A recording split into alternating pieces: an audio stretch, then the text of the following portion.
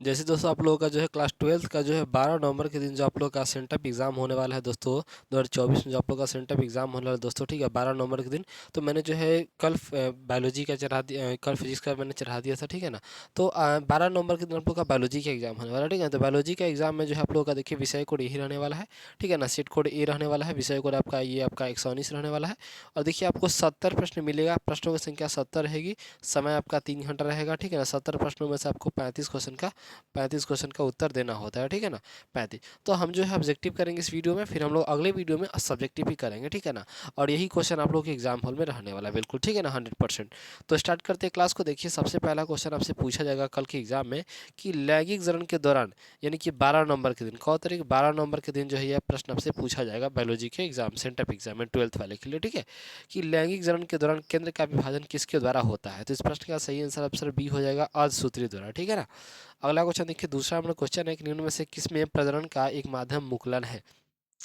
तो वो हाइड्रा में होता है, किसमें होता है, हाइड्रा में, ठीक है, याद रहेगा। अगला क्वेश्चन देखो, अगला नंबर क्वेश्चन आपका, क्वेश्चन संख्या देखेंगे अगला क्वेश्चन। क्वेश्चन आपका कि एक आवृत्त बीजी पौधे के गुरु बीजाणुमृत कोशिका में गुणसूत्रों की संख्या, काई कोशिका में गुणसूत्रों की संख्या कितनी होती है।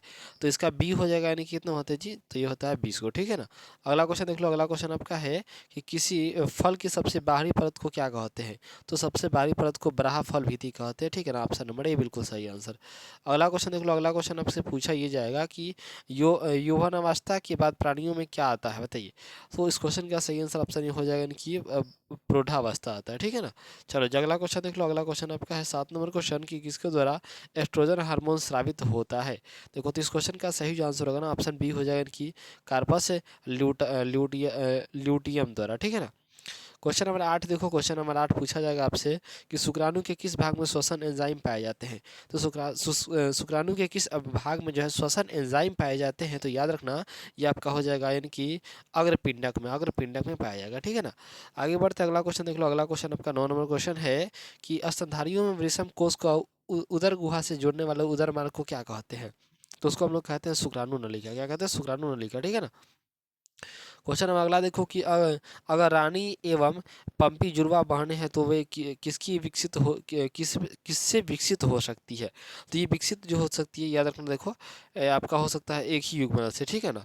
अगला क्वेश्चन देख लो, अगला क्वेश्चन आपका है प्रश्न संख्या कि निषेचन के कितने दिनों बाद कंटुकन पूर्ण हो जाता है। तो ये आपका हो जाएगा सी, यानी कि 3 दिनों बाद, ठीक है ना। अगला क्वेश्चन देखो, अगला क्वेश्चन 12 नंबर क्वेश्चन आपसे है प्रश्न कि 32 परागकणों का निर्माण है तो कम से कम कितनी लघु मृत कोशिकाओं की होती है। तो इस क्वेश्चन का आंसर बी हो जाएगा, याद रखना 8 को होता है, ठीक है ना। चलो जो अगला क्वेश्चन देख लो, अगला क्वेश्चन आपका है क्वेश्चन नंबर 13 क्वेश्चन है कि अनुवांशिक भिन्नता निम्न में से किस प्रकार की कोशिका में विभाजित का कारण है।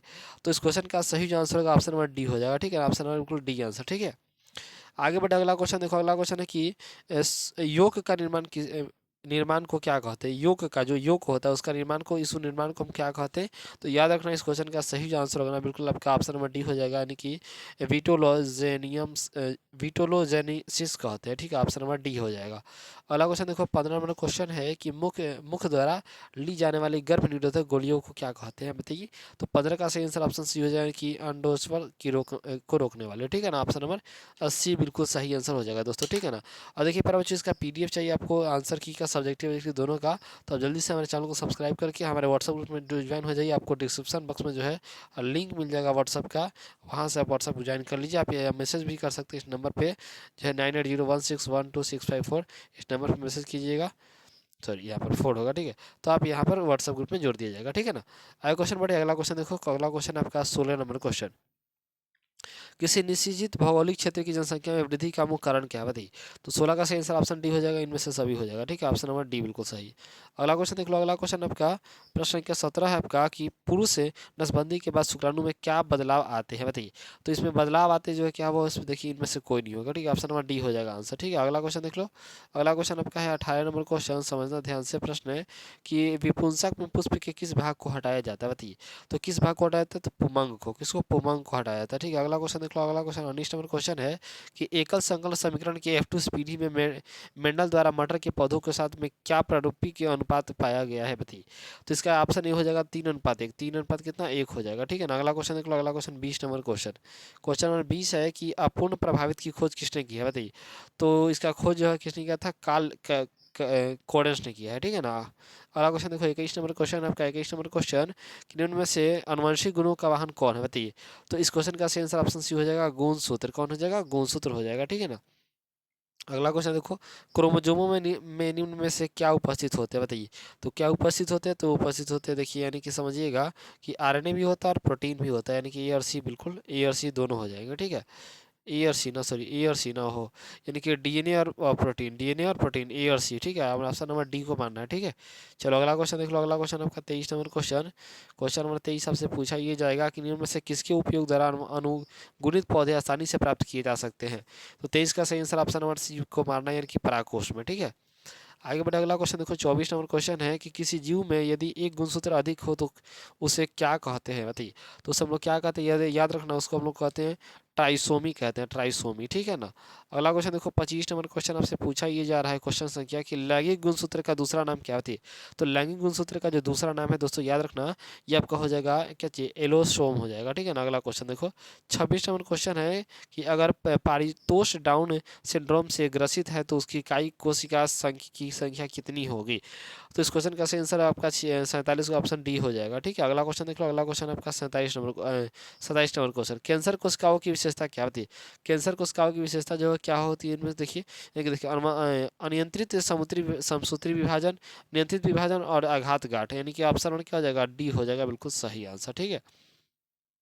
क्वेश्चन नंबर 28 है कि रासायनिक रूप से जीन क्या होते हैं बताइए। तो रासायनिक रूप से जीन जो होते हैं क्या होते हैं, हिस्टोन होते हैं, क्या होते हैं, हिस्टोन, ठीक है ना। अगला क्वेश्चन देखो। अगला क्वेश्चन आपका 29 नंबर क्वेश्चन है कि मुख्यतः किस एंजाइम के द्वारा डीएनए का निर्माण डीएनए द्वारा होता है, ठीक है ना।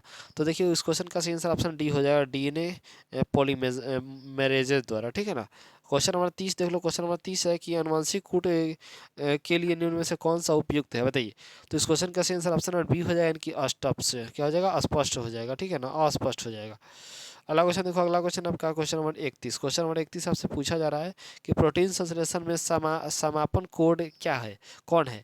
तो इस क्वेश्चन का सही आंसर ऑप्शन ए हो जाएगा, ऑप्शन नंबर क्या हो जाएगा, बिल्कुल ऑप्शन नंबर ए, ठीक है। अगला क्वेश्चन देखो 32 नंबर क्वेश्चन। क्वेश्चन नंबर 32 को समझना ध्यान से। क्वेश्चन नंबर 32 क्वेश्चन हमारे कि कैसी कैसे रूकी जंतुओं में अग्रपाद की अस्थि संरचना आपस में समान होती है, किसका उदाहरण है। तो 32 का सही आंसर ऑप्शन नंबर डी हो जाएगा, ऑप्शन नंबर क्या हो जाएगा, डी आंसर, बिल्कुल सही आंसर, ठीक है ना। अगला क्वेश्चन देख लो। अगला क्वेश्चन आपका 33 नंबर क्वेश्चन। क्वेश्चन 33 नंबर है कि संसार में किस भूगर्भित कल्प में डायनासोरों का प्रभुत्व था।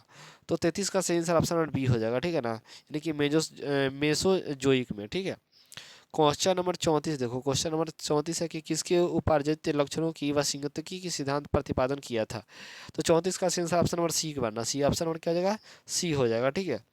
क्वेश्चन नंबर 35 देख लो। क्वेश्चन नंबर 35 है कि निम्न में से कौन प्रोटोजोआ के द्वारा होने वाले रोग है।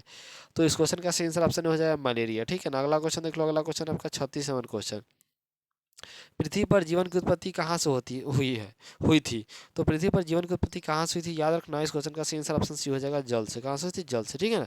देखो हमने 36 क्वेश्चन बता दिया, हालांकि आपको 35 ही प्रश्न मानना है, लेकिन हमने 36 बता दिया, ठीक है ना। इसके बाद आपको सब्जेक्टिव भी मिल जाएगा, इसमें सब्जेक्टिव भी है। सब्जेक्टिव अगले वीडियो में आएगा, तो चैनल को सब्सक्राइब करके जल्दी से सब्सक्राइब करके बेल आइकन को ऑल पे प्रेस कर लेना, ठीक है। और इसका पीडीएफ चाहिए तो आप मैसेज हमको कर सकते हैं इस पर, चैनल को सब्सक्राइब करने के बाद, ठीक है ना। आपको नोट्स भी चाहिए तो इस पर मैसेज करना, नोट्स भी आपको मिल जाएगा। थैंक्स फॉर वॉचिंग, सभी को जय हिंद।